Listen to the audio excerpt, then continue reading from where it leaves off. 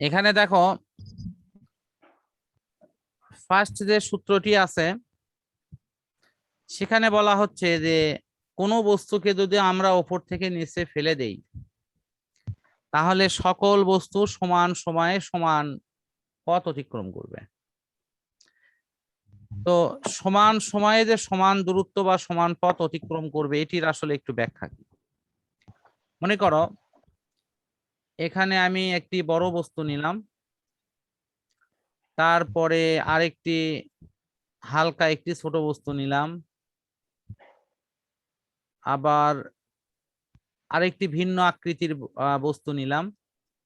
এই তিনটা বস্তুকে আমরা একই উচ্চতা থেকে নিচে ফেলে দিচ্ছি। এটিকে নিচে ফেলে দেব, নিচে এটাও নিচে পড়বে, তারপরে এটাও নিচে পড়বে,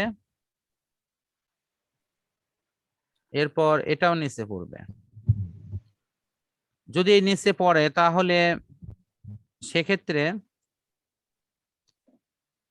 এগুলো একই তলে ফিরে আসতে আমাদের সাধারণ অভিজ্ঞতায় আমরা দেখি যে যদি এটা এ বস্তু হয় তাহলে এটার সময় সবচেয়ে কম লাগবে, এটা আগে পড়বে। হ্যাঁ, এই বস্তুটা একটু পাতলা দেখা যাচ্ছে, এটা এটা ধরো সি বস্তু দিলাম, এটা সবচেয়ে শেষে পড়বে। আর এই বস্তুটা আরেকটু ভারী, সেটা মিডল সময়ে পড়বে। হ্যাঁ, তার মানে এটা যদি 2 সেকেন্ডে পড়ে এটি হয়তো 3 সেকেন্ডে পড়বে, আর এটি হয়তো 5 সেকেন্ড পরে পড়বে। বিষয়টি কিন্তু একটু জাস্ট মানে তুলনা করে এইটুকু বুঝালাম। কিন্তু বিজ্ঞানী গ্যালিলিওর যে ওই সূত্রের থিম সেটি কিন্তু ভিন্ন কথা বলছে।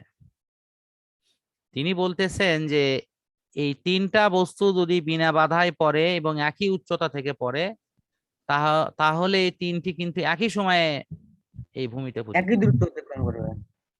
ঠিক আছে, একই দূরত্ব অতিক্রম করবে, সমান সময়ে সমান পথ অতিক্রম করে এটি চলে আসবে।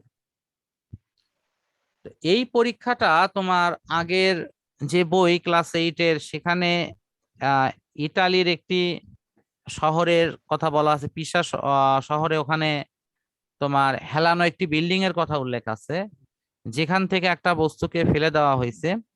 দেখানো হয়েছে যে সেটি হলো গিনি পালক পরীক্ষা। সেই পরীক্ষাতে দেখা গেছে গিনি হলো একটি ভারী বস্তু যেটি আগে পড়ছে ভূমিতে, আর পালকটা হলো পরে পড়ছে। কিন্তু পরবর্তীতে এটি বায়ুশূন্য পরিবেশে যখন প্রুফ করা হয় তখন দেখা যায় যে ভারী এবং হালকা বস্তু উভয়ই একই দূরত্ব অতিক্রম করার শেষে এটি ভূমিতে পতিত হয়। এখানে ব্যাখ্যা আছে যে ভারী বস্তুটা কেন আগে পড়ে, কারণ ভারী বস্তুর ভরবেগ বেশি হওয়াতে এটি বাধা অতিক্রম করে বেশি, ফলে খুব দ্রুত এটি মাটিতে পড়ে। কিন্তু হালকা বস্তুগুলোর বাধা অতিক্রম করার ক্ষমতা কম বলে এটি পড়তে একটু সময় বেশি লাগে। কিন্তু ওখানে শর্ত দেওয়া হয়েছে বিনা বাধায় যদি পড়ে তাহলে বিনা বাধায় পড়লে সবগুলো একই সময়ে একইভাবে ভূমিতে পড়বে। এটা হলো সূত্রের কথা, কিন্তু এই সূত্রের মধ্যে একটি মৌলিক কথা লেখা আছে যে এই অভিকর্ষ ত্বরণ জি, এটার মান ভারী হোক আর হালকা হোক সবার জন্য একই মান হবে। সেই মানটা হলো 9.8 মিটার পার সেকেন্ড স্কয়ার।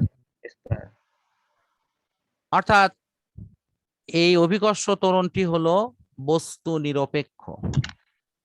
বস্তু যেমনই হোক সবার জন্য অভিকর্ষ ত্বরণের মান একটা নির্দিষ্ট স্থানে একই হবে। এখানে দেখো তোমার মূল বইতে তো এটা লেখাও আছে, এখানে স্থির অবস্থান থেকে একই উচ্চতা থেকে বিনা বাধায় পড়ন্ত বস্তু সমান সময়ে সমান পথ অতিক্রম করবে। তার মানে প্রথম বস্তু 2 সেকেন্ডে যে দূরত্ব অতিক্রম করবে, দ্বিতীয়টাও তাই করবে, তৃতীয়টাও তাই করবে। শর্তটা কি হবে? বিনা বাধায়। এটা হলো মূল শর্ত। এইটুকু হলো মূল শর্ত। সব জায়গাতে কিন্তু ওই শর্তটা দেওয়া আছে বিনা বাধায় এবং বিনা বাধায়। বিনা বাধা না থাকলে এই সূত্র প্রযোজ্য নয়। তাহলে আমরা দ্বিতীয় এবং তৃতীয় সূত্রগুলোতে একটু দেখি এগুলোতে আসলে কিভাবে হবে। এখানে দেখো দ্বিতীয় সূত্র অনুসারে যদি আমরা দেখি তাহলে সেখানে বলা হচ্ছে যে শেষ বেগের মান সময়ের সমানুপাতিক। তার মানে সময় যত বেশি যাবে তার বেগের মান তত বেশি হবে। তৃতীয় সূত্র আমাদেরকে বলছে যে সেখানে যে উচ্চতা থাকে, এই যে উচ্চতা, এই উচ্চতা যত বেশি হবে সময় তত বেশি লাগবে। তার মানে এইচ ভেরিজিয়াস হলো টি স্কোয়ার, অর্থাৎ উচ্চতা সময়ের বর্গের সমানুপাতিক। ঠিক আছে, সময়ের বর্গের সমানুপাতিক। এটা কিন্তু নর্মালি শুধু সময়ের সমানুপাতিক, আর এটি কিন্তু বর্গের সমানুপাতিক। তো এই দুটা, আমি যদি বলি এই তিনটা সূত্রের একটা মৌলিক সম্পর্ক আছে কার সাথে? সময়ের সাথে। প্রথমটাও বলা হচ্ছে যে সকল বস্তু একই সময়ে ভূমিতে পড়বে, দ্বিতীয়টাতেও বলা হচ্ছে বস্তুর শেষ বেগের মান সময়ের উপর ডিপেন্ড করবে, তৃতীয় সূত্রেও বলা হচ্ছে ওই বস্তুর উচ্চতা সময়ের উপরে ডিপেন্ড করবে। তাহলে সব সূত্র কার সাথে সম্পর্ক? সময়ের সাথে। তো এটি তো সময়ের সাথে সম্পর্ক। প্রথমটা হলো শুধু সমানুপাতিক, এবং যদিও এখানে উল্লেখ করা হয়নি কিন্তু সমান সময়ে সমান পথ অতিক্রম করা সিস্টেমগুলো সমানুপাতিকই হয়। দ্বিতীয় সূত্রটাও সমানুপাতিক, এটা শেষ বেগের ক্ষেত্রে। তৃতীয় সূত্রটাও সমানুপাতিক, তবে তৃতীয় সূত্রের একটু ভিন্ন দিক হলো এটি সময়ের বর্গের সমানুপাতিক। এই স্কোয়ারটাই শুধু এখানে পার্থক্য হবে। আশা করি ইনশাল্লাহ এটি ক্লিয়ার।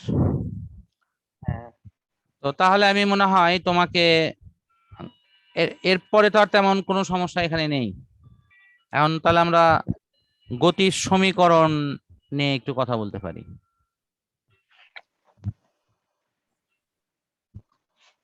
গতির সমীকরণ আমি এমনিতেই দেখাচ্ছি।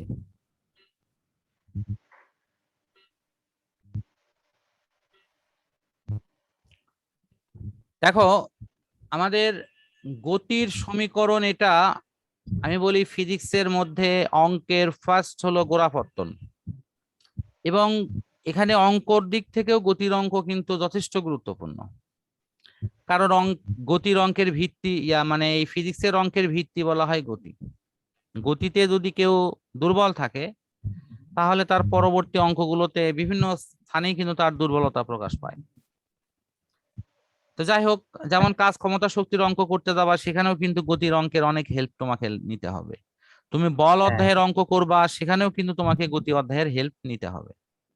তো আমি আশা করি যে গতির অধ্যায়ের অঙ্কটা তুমি সেভাবেই ইনশাল্লাহ মূল্যায়ন করবে।